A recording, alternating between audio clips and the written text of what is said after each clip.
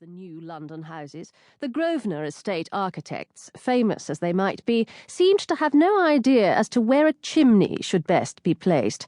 At Dilberne Court, down in the Hampshire hills, built for the first Earl of Dilberne in the reign of Henry VIII, the chimneys always drew.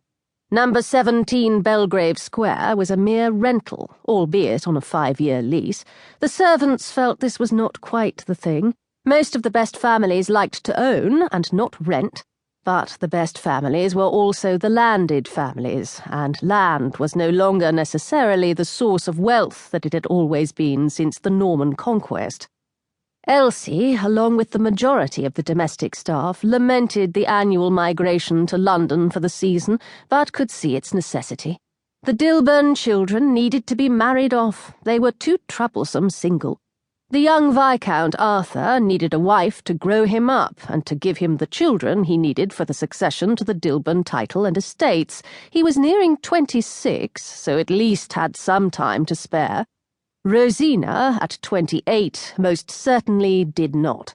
The urgency was greater since she was no beauty and had recently declared herself to be a new woman and resolved never to marry.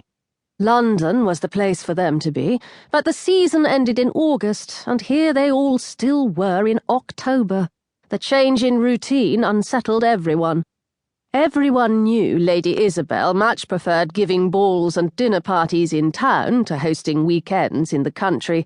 The rumour also was she hated hunting, being afraid of horses, though otherwise fearless, and was out of sympathy with the male passion for shooting birds. This year the shoots had been let out to neighbouring estates, and also his lordship had found himself obliged to spend more time in the House of Lords since the trouble in South Africa had flared up. Apparently he had business interests in the area.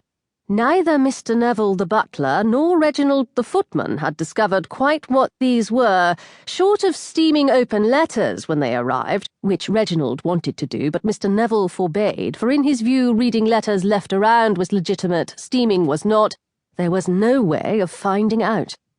Mr. Baum, the lawyer, carried documents away with him, or his lordship locked them safely in the safe, and Elsie had overheard his lordship say to her ladyship that he could not forever be travelling up and down from Hampshire to attend the house, so they would stay in London until the new year. Elsie personally thought the smart new gambling dens in Mayfair and the company of his new friend the Prince of Wales was probably a greater attraction for his lordship than politics. Elsie had been with the family for some 15 years and knew as well as any what went on. "3 monkeys, 3 monkeys," Mrs. Neville would urge, "hear no evil, speak no evil, see no evil," in an attempt to tamp down the servants' hall gossip, though in fact she was as bad a culprit as anyone. And Grace, her ladyship's personal maid, would point out that since upstairs saw so little need to preserve their privacy in front of the servants any more than they did in front of their dogs, they hardly deserved any. All wished Grace would not say this kind of thing. It smacked of disloyalty, and the servants' hall, no matter how much it grumbled and complained, knew that by and large it was well off and happy enough.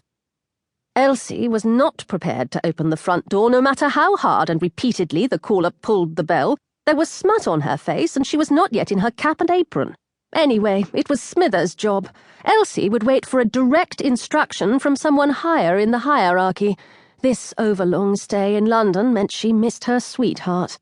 Alan was a gamekeeper on the Dilberne estate. They were saving to be married. The sooner that happened, the better, if she was to ever have children. On the yearly trips to London as it was, Alan, back in Hampshire, consoled himself with drink and frittered the money away. By the new year there would be precious little left. Elsie was not in a good temper these days, and she was tired of working in a cloud of ash. There were few cabs about at this early hour, and since receiving the morning telegrams from Natal, Baum had taken a bus, but half-walked, half-run much of the way between Lincoln's Inn Fields, where Courtney and Baum had their offices, and the square. He did not grudge the effort, since on the whole he wished the Earl of Dilberne well, and had certainly lent him enough money in the past to want the debt repaid, and the sooner his lordship's affairs were in order, the sooner that would happen. But while Eric Baum pulled and pulled the bell and no one came, he began